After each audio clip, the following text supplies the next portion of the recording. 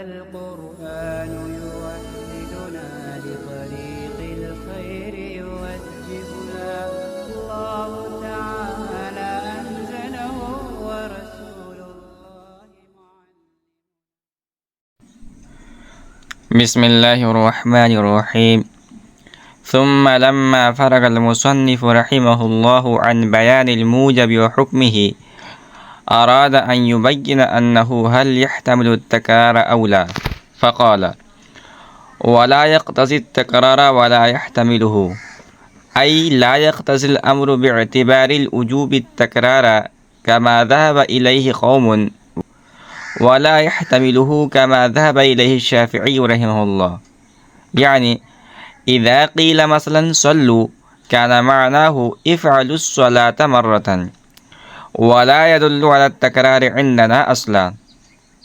وذهب قوم إلى أن موجبه التكرار، لأنه لما نزل أمر بالحج قال أقرع بن حابس رضي الله عنه: ألعامنا هذا يا رسول الله أم للأبد؟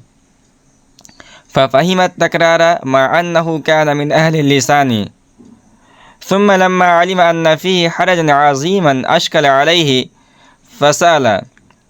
وذهب الشافعي رحمه الله إلى أن محتمله التكرار، لأن إزر مختصر من أطلب منك ضربا وهو نكرة، والنكرة في الإثبات تخص لكنها تحتمل العموم، فيحمل عليه بقرينة تقترن بها.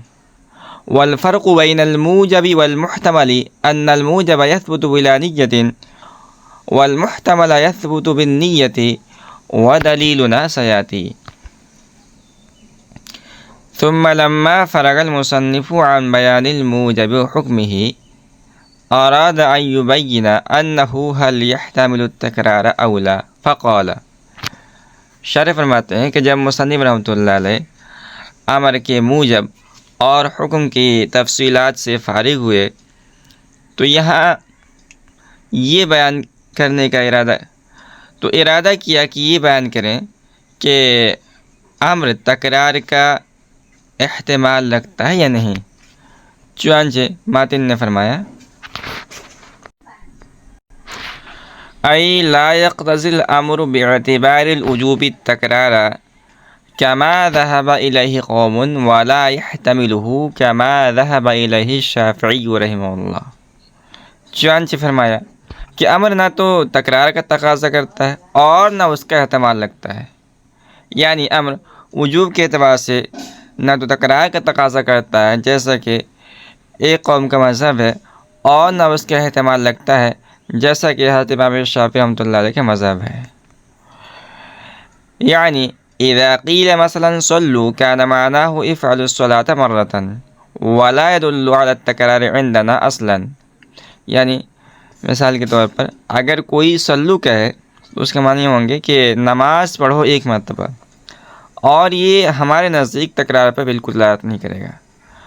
وذهب قوم الى ان موجبه التكرار، لأنه لما نزل الأمر بالحج قال أقرع بن حابس رضي الله عنه: ألعامنا هذا يا رسول الله أم للأبد؟ ففهم التكرار مع أنه كان من أهل اللسان. اور ایک قوم اس طرف گئی ہے کہ امر کا موجب تکرار ہے، اس لیے کہ جب حج کا حکم نازل ہوا تو حضرت اقرع ابن حابس رضی اللہ تعالیٰ عنہ نے کہا: اے اللہ کے رسول، حج کا حکم کیا ہمارے اسی سال کے لیے ہے یا ہمیشہ کے لیے ہے؟ تو حضرت اقرع ابن حابس رضی اللہ تعالیٰ عنہ نے اہل زبان ہونے کے باوجود تکرار سمجھا. ثم لما علم ان فيه حرجا عظيما اشكل عليه فسأل. پھر جب انہوں نے یہ سمجھا، پھر جب معلوم ہوا کہ اس میں حرج عظیم ہے، تو حضرت اقرع رضی اللہ تعالیٰ عنہ کو اشکال پیدا ہوا اور انہوں نے رسول اللہ صلی اللہ علیہ وسلم سے دریافت کیا. وذهب الشافعي رحمه الله إلى أن محتمله التكرار، لأن إزر مختصرا من أطلب منك ضربا، وهو نكرة، والنكرة في الإثبات تخص لكنها تحتمل العموم، فيعمل عليه بقرينة تقترن بها.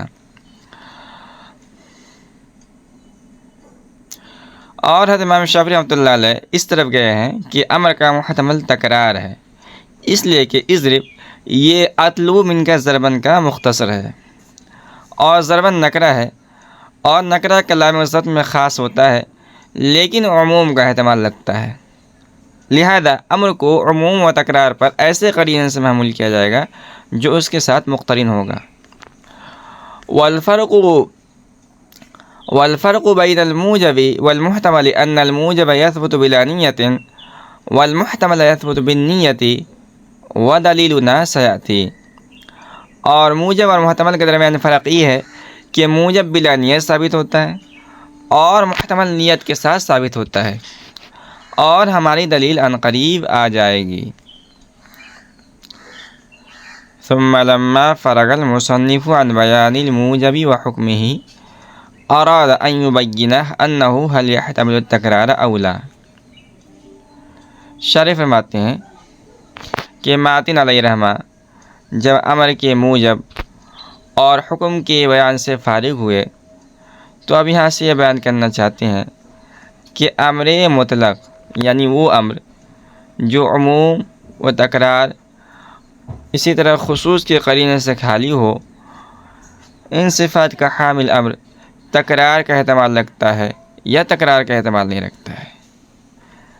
تو اس بارے میں 3 مذہب ہیں۔ پہلا مذہب تو احناف کا ہے۔ احناف یہ کہتے ہیں کہ امر مطلق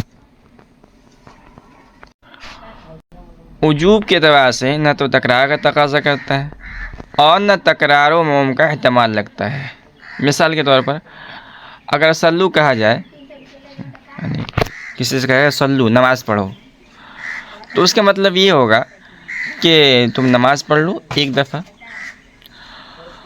دوسرا مذہب ابو اسحاق وغیرہ کا ہے۔ ان حضرات کا کہنا ہے کہ امر کا موجب تکرار ہے، یعنی امر تکرار کا تقاضا کرتا ہے اور اس پر دلالت کرتا ہے۔ اور تیسرا اور آخری مذہب حضرت امام شافعی رحمۃ اللہ علیہ کا ہے۔ وہ فرماتے ہیں کہ امر تکرار و عموم کا تقاضا تو نہیں کرتا ہے، البتہ تکرار کا احتمال رکھتا ہے۔ شارح فرماتے ہیں کہ احناف کی دلیل آئندہ سطور کے اندر ذکر کی جائے گی۔ البتہ جو حضرات یہ کہتے ہیں کہ امر تکرار کا تقاضا کرتا ہے، ان کی دلیل یہ ہے کہ جب حج کا حکم نازل ہوا اور رسول اللہ صلی اللہ علیہ وسلم نے کھڑے ہو کر خطبہ ارشاد فرمایا اور اس کے اندر آپ نے یہ کلمات ارشاد فرمائے، یا ایھا الناس ان اللہ کتب علیکم الحج، اے لوگو اللہ رب العزت نے تمہارے اوپر حج کو فرض کر دیا ہے۔ تو اس وقت ایک صحابی جن کا نام حضرت اقرع بن حابس رضی اللہ تعالیٰ عنہ تھا، کھڑے ہوئے اور کھڑے ہو کے انہوں نے اللہ کے رسول صلی اللہ علیہ وسلم سے دریافت فرمایا کہ اللہ کا رسول، کیا حج ہم پر اسی سال کا فرض ہے یا ہر سال کا حج فرض ہے؟ شرح فرماتے ہیں کہ آپ غور کیجیے، حضرت اقرع بن حابس رضی اللہ تعالیٰ عنہ یہ اہل زبان تھے، اہل عرب تھے، تو صاحب زبان ہونے کے باوجود انہوں نے حج کے امر سے تکرار کو سمجھا، لیکن جب ان کو ہر سال حج فرض ہونے کی صورت میں امت کی دشواری کا خیال آیا تو رسول اللہ صلی اللہ علیہ وسلم سے استفسار فرمایا۔ اللہ کے رسول صلی اللہ علیہ وسلم نے جواب میں فرمایا کہ اگر میں نام یعنی ہاں کہہ دیتا تو ہر سال حج فرض ہو جاتا ہے، اور اگر ہر سال حج فرض ہو جاتا تو تم نہ تو اس پر عمل کر سکتے اور نہ اس کی طاقت رکھتے۔ حج ایک ہی مرتبہ فرض ہے اور اس سے زائد نفل ہے۔ حضرت اقرع بن حابس رضی اللہ تعالیٰ عنہ کا ہر سال کے بارے میں دریافت کرنا اس بات کی دلیل ہے کہ امر تکرار کا تقاضا کرتا ہے۔ اگر امر تکرار کا تقاضا نہ کرتا تو حضرت اقرع بن حابس رضی اللہ تعالیٰ عنہ کے دریافت کرنے کا سوال ہی پیدا نہ ہوتا۔ احناف کی طرف سے اس دلیل کا جواب یہ دیا جاتا ہے کہ حضرت اقرع بن حابس رضی اللہ تعالیٰ عنہ نے اس لیے سوال نہیں کیا کہ انہوں نے امر سے تکرار سمجھا ہے، بلکہ سوال اس لیے کیا ہے کہ ان کو یہ بات معلوم ہے کہ تمام عبادات اسباب متکررہ کے ساتھ متعلق ہیں، جیسے نماز یہ وقت کے ساتھ متعلق ہے، اسی طرح روزہ یہ شہود شہر رمضان کے ساتھ متعلق ہے۔ تو حضرت اقرع بن حابس رضی اللہ تعالیٰ عنہ نے دیکھا کہ حج بھی وقت کے ساتھ متعلق ہے، چنانچہ حج نہ اس وقت سے پہلے ادا کیا جا سکتا ہے اور نہ اس وقت کے بعد ادا کیا جا سکتا ہے، اور وقت متقرر ہے، لہذا حج بھی ہر سال مقرر ہونا چاہیے۔ اسی طرح حج کا تعلق یہ بیت اللہ سے بھی ہے، اور بیت اللہ یہ غیر متقرر ہے، لہذا حج کو مقرر نہیں ہونا چاہیے۔ تو جب انہوں نے ان دونوں باتوں کی طرف دیکھا تو حضرت اقرع بن حابس رضی اللہ تعالیٰ عنہ پر حج کا معاملہ مشتبہ ہو گیا، تو انہوں نے حضور پاک صلی اللہ علیہ وسلم سے دریافت کیا۔ بہرحال یہ بات ثابت ہو گئی کہ حضرت اقرع بن حابس رضی اللہ تعالیٰ عنہ نے امر سے تکرار نہیں سمجھا ہے، اور جب امر سے تکرار نہیں سمجھا ہے تو اس واقعے کو اس بات کی دلیل میں پیش کرنا بھی درست نہیں ہوگا کہ امر تکرار کا تقاضا کرتا ہے۔ حضرت امام شافعی رحمۃ اللہ علیہ کا مسلک ماقبل کے اندر بیان ہوا کہ وہ کہتے ہیں کہ امر تکرار کا احتمال لگتا ہے۔ ان کی دلیل یہ ہے کہ صیغہ امر مثال کے طور پر اضرب ہے، یہ اطلب منک ضربا کا مختصر ہے، یعنی طلب ضرب کے لیے اصل عبارت ہونی چاہیے تھی اطلب منک ضربا، لیکن اختصار کی وجہ سے بطور اختصار اضرب کہہ دیا جاتا ہے بجائے اس کے کہ اطلب منک ضربا کہا جائے۔ حضرت امام شافعی رحمۃ اللہ فرماتے ہیں کہ ضربن میں اطلب منک ضربن میں ضربن یہ نکرہ ہے، تو اس جملے کا جو مختصر یعنی اضرب ہے وہ بھی ضربن نکرہ کو شامل ہوگا، اور نکرہ کلام مثبت میں اگرچہ خاص ہوتا ہے لیکن عموم کا احتمال لگتا ہے، لہذا اضرب صیغہ امر میں عموم اور تکرار کے احتمال ثابت ہو گیا، اور جب صیغہ امر میں عموم اور تکرار کے احتمال ہے تو صیغہ امر کو عموم اور تکرار پر محمول کیا جا سکتا ہے بشرطے کہ متکلم اس کی نیت کرے یا اس پر کوئی قرینہ موجود ہو، کیونکہ آپ جانتے ہیں کہ دو چیزیں، ایک ہے موجب اور دوسرا ہے محتمل، اور موجب اور محتمل میں یہی فرق ہے کہ موجب بلا نیت ثابت ہو جاتا ہے اور محتمل نیت کے ساتھ ثابت ہوتا ہے۔ شارح فرماتے ہیں کہ احناف کی دلیل اس بات پر کہ امر نہ تکرار کا تقاضا کرتا ہے اور نہ تکرار کا احتمال لگتا ہے آئندہ ذکر کی جائے گی۔